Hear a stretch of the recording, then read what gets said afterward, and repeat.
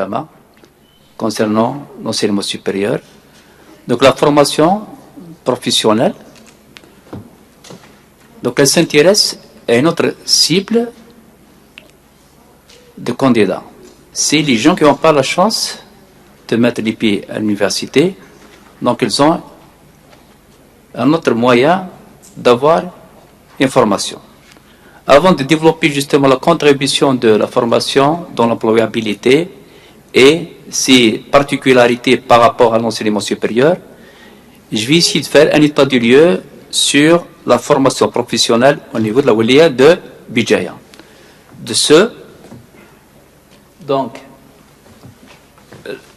la direction de la formation professionnelle est présentée par la direction, la tutelle SIC, dont le siège est Cité 5 juillet, rue Sidi Ahmed. Donc la formation professionnelle de Bijaya, nous disposons de deux centres, deux instituts de formation spécialisés dans la formation, en l'occurrence l'INSFP de Ehdaden et l'Institut de Sidi Aïch, l'un spécialisé dans l'agroalimentaire, Sidi Aïch, ainsi que l'INSFP de Bijaya, dans un premier temps. Pardon. Donc deux instituts d'une capacité pédagogique estimée à 1300 postes et 280 lits en internat, 26 centres de formation d'une capacité pédagogique estimée à 6550 et 1120 lits, 4 annexes du CRPA pour une capacité globale de 400. Donc, l'effectif formateur est estimé à 557, donc on trouve des PEP, des professeurs d'enseignement professionnel, PSEP 1 et PSEP 2, avec un encadrement pédagogique 124 et 68 postes d'encadrement sont ouverts pour l'année 2016. Là, c'est des statistiques concernant 2016. Donc, les différentes formations offertes par la formation professionnelle. Donc, on a les 5 niveaux de formation. Donc, niveau 1, sanctionné par un certificat de formation spécialisé, donc pour les gens qui ont un niveau scolaire inférieur à 4e année moyen. Le niveau 2, c'est le certificat d'aptitude professionnelle du CAP. Donc, les conditions d'accès 4e année moyen. Pour le niveau 3, le certificat de maîtrise professionnelle sur le CMP. Le niveau 4, brevet technicien. Enfin, le 5e niveau, c'est le brevet de l'école supérieure dont les conditions d'accès est exigé à avoir un 3e terminal. Donc les modes de formation, peut-être pour certains c'est clair, pour d'autres c'est pas aussi simple, c'est que la formation professionnelle offre plusieurs modalités d'avoir un diplôme ou une qualification. Donc lorsqu'on parle de formation diplômante, cela veut dire que la personne est sanctionnée par un diplôme d'État reconnu par la fonction publique. Donc pour avoir ce diplôme, on peut passer par une formation résidentielle, c'est-à-dire c'est une formation continue. Donc l'intéressé est sanctionné de faire une moyenne de 30 à 32 heures de cours par semaine. Le deuxième mode, c'est la formation par apprentissage. C'est que ce mode est sanctionné par, ça dépend du niveau, entre 4 heures à 16 heures de cours au sein de l'établissement et le reste se fait en apprentissage. Donc, je vais faire un petit détail sur ce point. Il y a une politique de ministère de la formation professionnelle, ça a été démontré d'une manière objective, scientifique, que le mode d'apprentissage, c'est le mode le moins coûteux pour l'État et l'entreprise.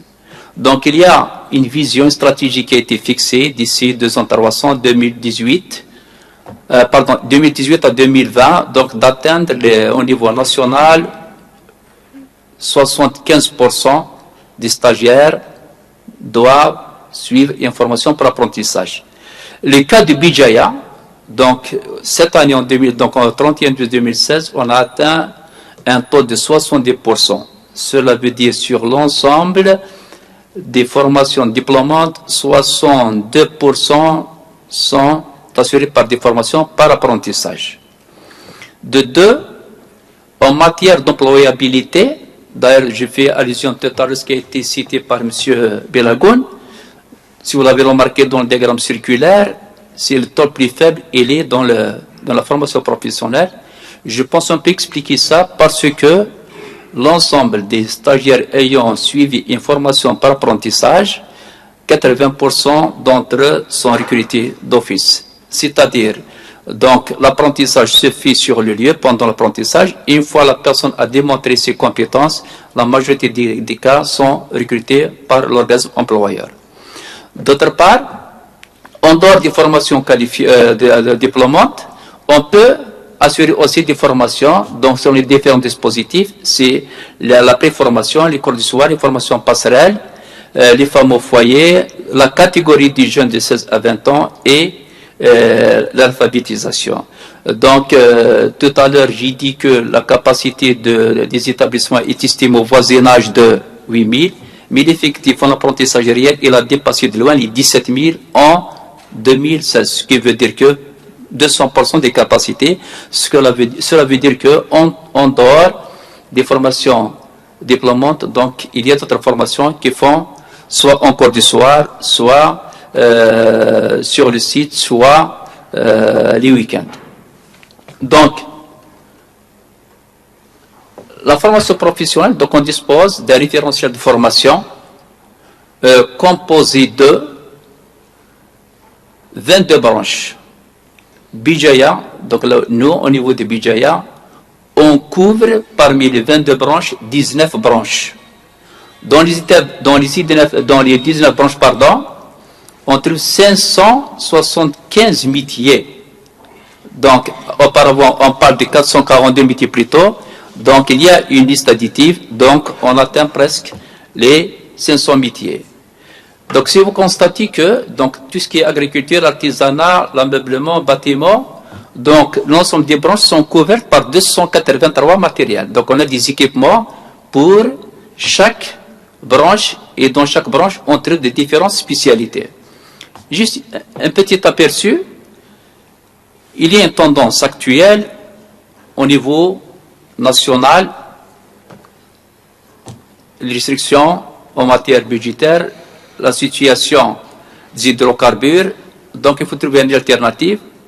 Donc, en tenant de cet indicateur macro, ainsi que les spécificités de la wilaya de Bijaya, sa vocation, donc il y a des lignes directrices qui ont été tracées, donc la priorité a été donnée particulièrement, je commence par l'agriculture, l'artisanat et le tourisme, le bâtiment, l'industrie agroalimentaire, ainsi que les métiers de service. Donc, la majorité des orientations au niveau des établissements donc, sont orientées à encourager de faire des formations dans ces différentes spécialités. Effectivement, les résultats en 2016, j'ai fait moi-même l'analyse statistique, c'est que 70% des spécialités, elles sont incluses dans ces branches qui ont priorité de la wilaya de Bijaya. Et de passage, il y a un projet actuellement, c'est un projet, donc justement de créer un centre d'excellence dans l'agroalimentaire au niveau de CDH, vu ce qu'on appelle sa position géographique et son rapprochement de la zone d'industrie Taharrach. Donc il y a un projet dont on attend une réponse. Un autre détail, c'est que effectivement il y a une réalité sur le terrain, ça c'est ma vision personnelle. Maintenant, dans toute société, il faut analyser la chose comme projet, comme système. Donc la réussite de l'employabilité, je pense que ça passe non seulement par la formation professionnelle, il faut une approche systémique de l'ensemble des acteurs. La formation professionnelle, l'université, le secteur économique, les dispositifs, et je vais y aller un peu plus loin, là c'est un avis personnel, même les parents. Il y a un problème d'orientation, si je ne me trompe pas, donc beaucoup plus pour les gens, ce qu'on appelle les déperditions au niveau du SUEM. Donc, il y a une mentalité qu'il fallait changer. Pourquoi? Parce que si on fait une petite analyse entre ce qu'on fait, ce qu'on propose comme offre de formation et par rapport aux demandes du marché, on trouve un certain dilemme.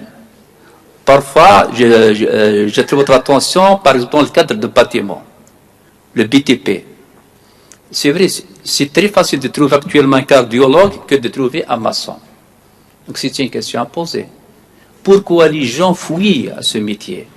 D'autres métiers, un peu spécifiques, caleurs, faïenciers, nous-mêmes au niveau de la DFP, il y a certains, ici dans ce qu'on a fait, il a été constaté que le problème, il est dans le montant de l'intéressé lui-même.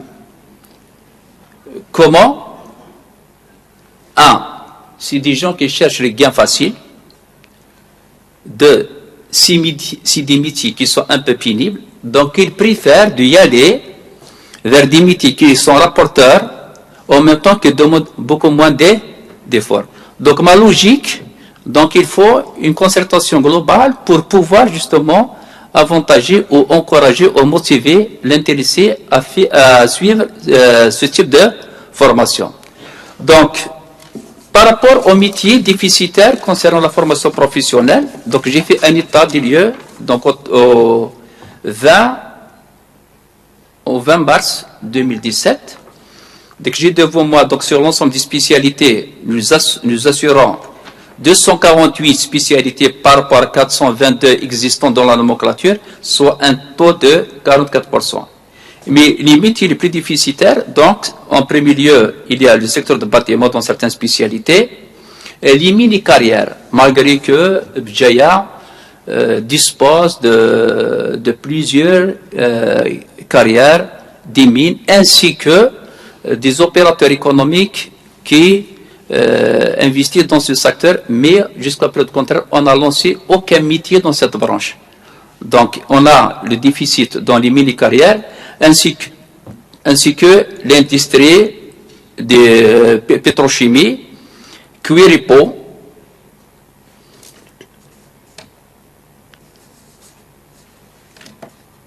et l'agriculture. L'agriculture, pourquoi? Parce que je parle de formation diplômante, l'agriculture, donc la majorité des gens font beaucoup plus de formations qualifiantes, donc qui optent pour avoir une qualification au détriment d'un diplôme. Donc, informatique, tel que les TIC, donc on couvre cette branche à 99%. On a donc 6 spécialités dans l'informatique, donc 9 spécialités sont assurées, donc il nous manque une, donc soit un taux de 90%. Entre autres, donc on rend hommage donc pour les opérateurs économiques, justement cette relation d'employabilité entre la formation professionnelle et le secteur économique, donc en dehors des formations qualifiantes, des formations passerelles, il y a d'autres modes de formation, ce qu'on appelle des formations conventionnées. Donc là-dessus, la Wilaya de Bidjaya, on a signé 23 conventions au niveau local, entre autres des conventions cadres entre les tutelles. De plus, il y a un travail qui se fait avec le secteur économique en matière de formation continue, dont la réglementation exige que toute entreprise doit consacrer 2% de la masse salariale à la formation continue, dont 1% est destiné pour le personnel et 1% pour l'apprentissage.